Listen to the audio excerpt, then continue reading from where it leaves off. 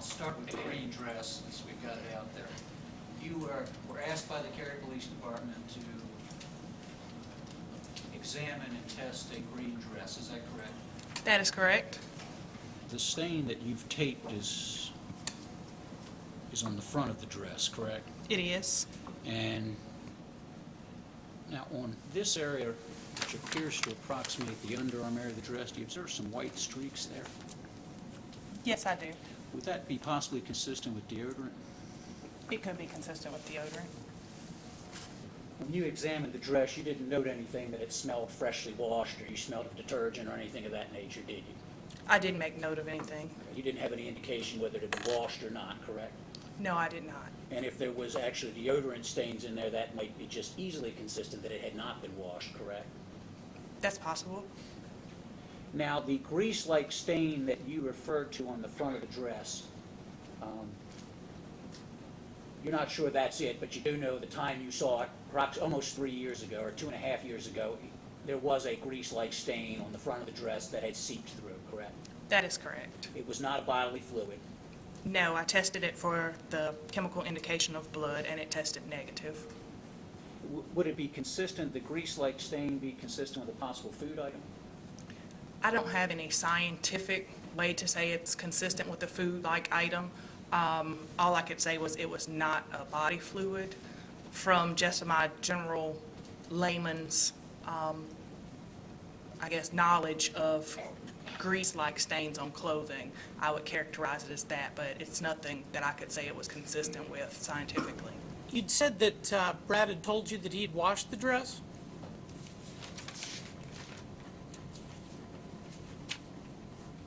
Yes, sir. The dress that was in the laundry basket on the 12th? The green dress? The Yes, green sir. dress.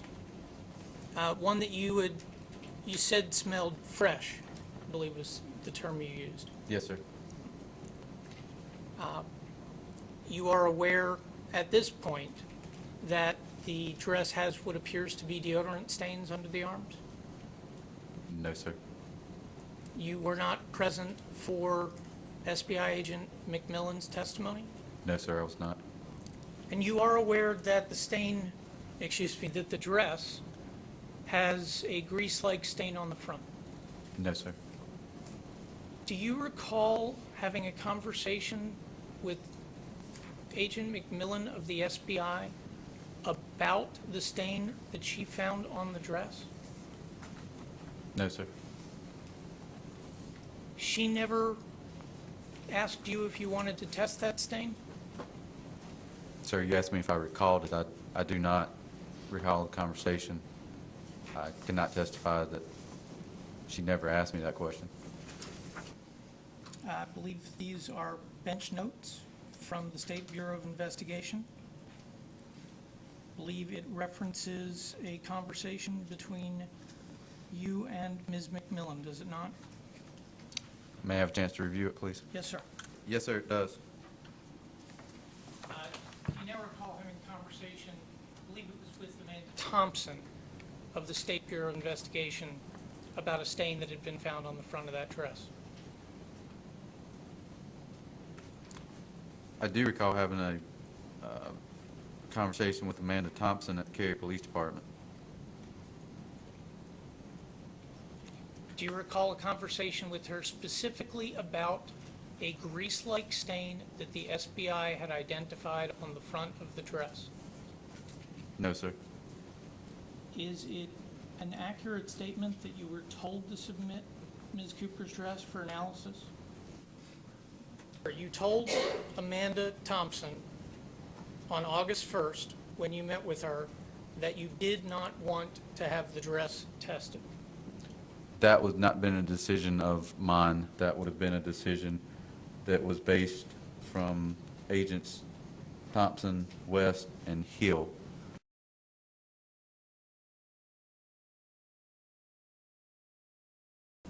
You note that with respect to the green dress, the July 13th interview with Brad, that Brad noted Nancy had spilled something on the dress, but no one at the party recalled a stain on the dress. That's correct.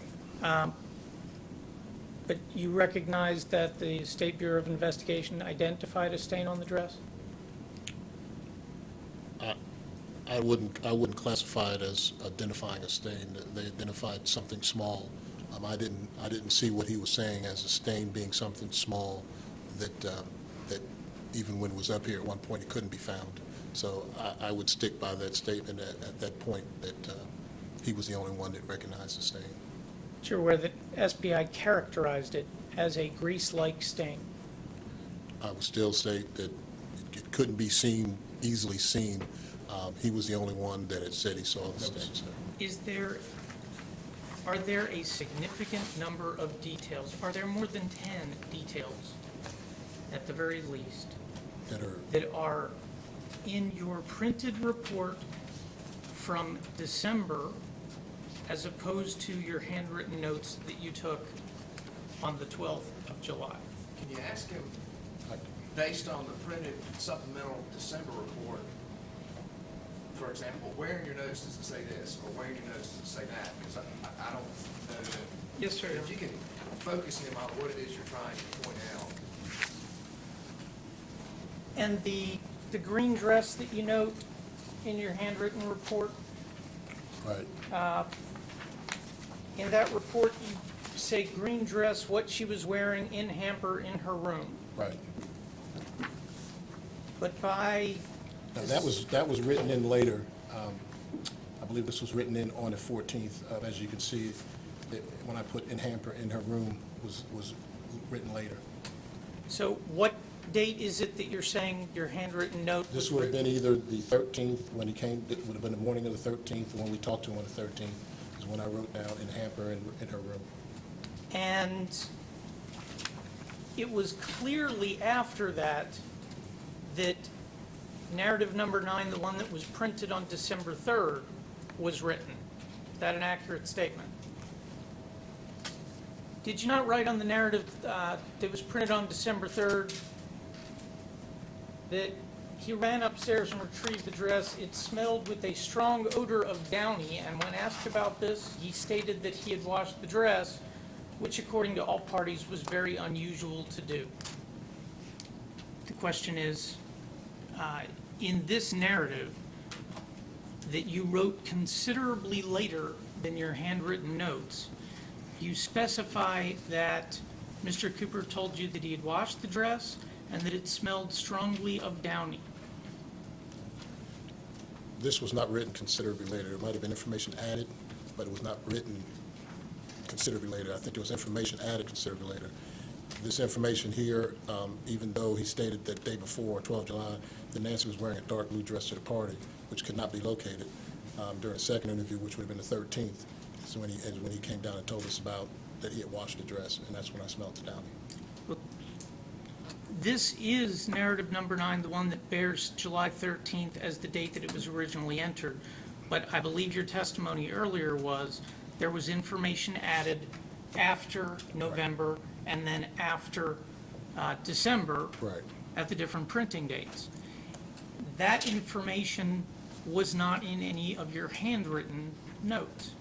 Are you asking him where in his notes is the reference to him coming downstairs with the green dress and the Downy? That it's not appearing in his handwritten notes? Is that what you're asking? I believe that it does not appear in handwritten notes. That's what I'm asking. Yes, You're sir. asking him where in your notes is that? Okay, well, if you're asking that, then that would have been when Jim Young, Detective Young, was with me, and that's when he came down with the dress. So that would have correlated with Detective Young's supplement. So the information that you're putting in what purports to be your narrative from July 13th is actually information that you are inputting in later months. Is that part correct? Are you saying that information I got from later months, or are you saying that I had the information and I typed it into a narrative in later months? I'm saying that it ended up in the narrative in later months. Yes. The narrative doesn't reflect that information was put in it in later months. Okay. There was I guess I'm confused in what you're saying it doesn't reflect, because you have the different narratives. We did not change or get rid of a narrative. Each narrative leads to the next narrative. So There was never a point where one stood alone and then another one came. There was information added to each narrative. In your narrative number 9, it actually changes over time. I don't think it changes. I think it's added information that I already had into the narrative.